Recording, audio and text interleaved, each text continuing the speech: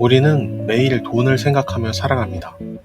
얼마를 벌고, 얼마를 쓰고, 얼마나 남겼는지. 그런데 혹시 이런 질문 해본 적 있으신가요? 나는 돈을 대할 때 나 자신을 어떻게 대하고 있을까? 이 질문 속에 우리가 돈을 통해 자존감을 얼마나 드러내고 있는지 그 진짜 마음이 숨어 있습니다. 첫 번째, 돈은 내가 나를 어떻게 바라보는지를 보여준다. 자존감이 낮은 사람은요, 돈을 벌어도 항상 부족하다고 느낍니다. 그리고 자신에게 돈을 쓰는 걸 미루거나 죄책감을 느끼죠.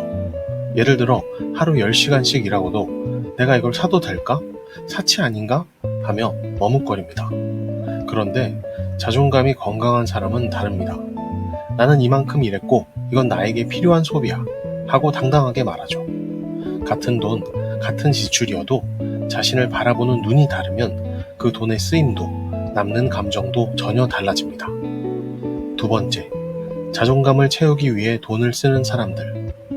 명품, 외제차, 고급 레스토랑 이런 걸 사는 이유 정말 내가 좋아서일까요? 아니면 남들에게 나를 더 대단해 보이게 하려는 마음이 숨어 있을까요? 물론 이런 소비가 나쁘다는 말은 아닙니다. 하지만 그 소비의 목적이 문제예요. 돈을 통해 자존감을 포장하려고 하면 잠시 동안은 괜찮아 보여도 결국 텅 빈 감정만이 남습니다.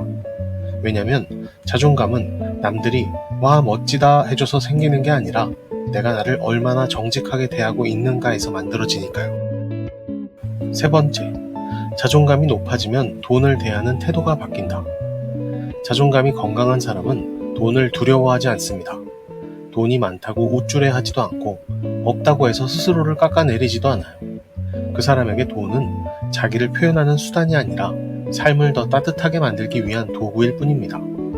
필요한 만큼 벌고 필요한 만큼 쓰고 나머지는 나답게 사는 데 집중하죠. 이게 바로 돈에 끌려가는 삶이 아니라 돈을 이끄는 삶입니다. 네 번째, 돈은 자존감의 거울이다. 정말 많은 사람들이 돈이 많아야 자존감도 올라가지라고 말합니다. 하지만 실제로는 자존감이 높아야 돈도 따라옵니다. 왜냐하면 자존감 있는 사람은 무가치한 일에 시간을 쓰지 않고 자신에게 맞는 관계, 환경, 일을 선택하니까요. 그 선택들이 쌓여서 경제적 여유로, 일의 만족감으로, 그리고 삶의 방향으로 드러나게 됩니다. 즉, 돈은 자존감이 만든 결과물일 뿐이에요. 다섯 번째, 돈을 쫓기보다 나를 먼저 알아보자. 혹시 지금 돈이 없어서 자존감이 낮아졌다고 느끼시나요? 그렇다면 질문을 바꿔보세요. 나는 나를 위해 어떤 노력을 해왔지?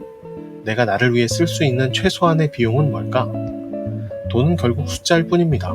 하지만 그 숫자에 담긴 마음은 당신이 나를 얼마나 소중하게 생각하는지가 담겨 있어요. 돈을 벌기 위해 자존감을 버리지 마세요. 돈을 쓰면서 자존감을 꾸미지도 마세요.